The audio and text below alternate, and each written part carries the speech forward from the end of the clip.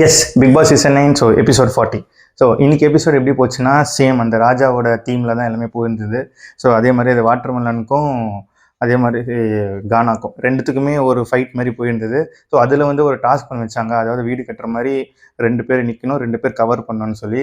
அதில் வந்து கானா சாம்ராஜ்யம் தான் ஜெயிச்சுது. ஸோ பட் ஆனால் ஓவராலில் வந்து தர்பீஸ் தான் ஜெயிச்சுது அப்படின்ற மாதிரி அறிவிச்சாங்க. ஸோ அதனால அந்த டீம்லேருந்து யாராவது ஒருத்தரை வந்து நெக்ஸ்ட் வீக் கேப்டன்சி டாஸ்கில் சூஸ் பண்ணணும் அப்படின்னு சொன்னதில் வந்து சுபிக்ஷாவை சூஸ் பண்ணாங்க. ஸோ இந்த விஷயம் இன்னைக்கு கலகலப்பாக போன விஷயம் என்னன்னா, கானா வினோத் வந்து பயங்கரமாக தீச்சு விட்டாருன்னு சொல்லலாம் தர்பீஸை.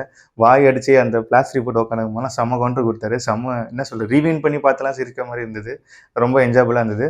ஸோ அதுக்கப்புறம் என்னன்னா, முக்கியமான மெயின் மேட்ரு வந்து கொளுத்தி போடுறதுக்கு எதுவுமே இல்லைன்னு சொல்லி பிக் பாஸ் வந்து 3 பேரை செலக்ட் பண்ணுங்க, மெச்சூர்டாக ஹேண்டில் பண்ணுவாங்கன்னு சொல்லி அவங்க 3 பேரை செலக்ட் பண்ணுறது யாருன்னா, அமித், அப்புறமா விக்கல்ஸு, அப்புறமா கனி, இவங்க 3 பேரும் செலக்ட் பண்ணி 1 to 14 வரைக்கும் வீட்டில் இருக்கிறவங்களை ஆர்டர் பண்ணுங்க.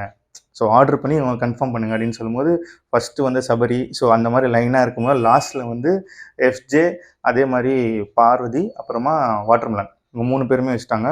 12, 13, 14. ஸோ நடுவில் வந்து அப்படியே பயாஸ்டாக இருந்தது. 2வது வந்து சுபிக்ஷா, 3வது வந்து கெமி, ஸோ 4வது வந்து சாண்ட்ரா.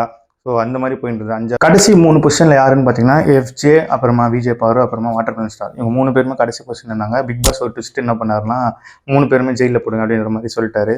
ஸோ இதனால வீட்டில் இருக்கவங்க எல்லாருமே தீயா பரவி அந்த ஜட்ஜஸ் மேலே காண்டில் இருக்காங்க. அந்த 3 பேர் இவங்களாம் செலக்ட் பண்ணாங்களே, அவங்க மேலே பயங்கர காண்டில் இருக்காங்க. கனி என்ன சொல்கிறது, எப்பவும் போல் அழுவ ஆரம்பிச்சிட்டாங்க.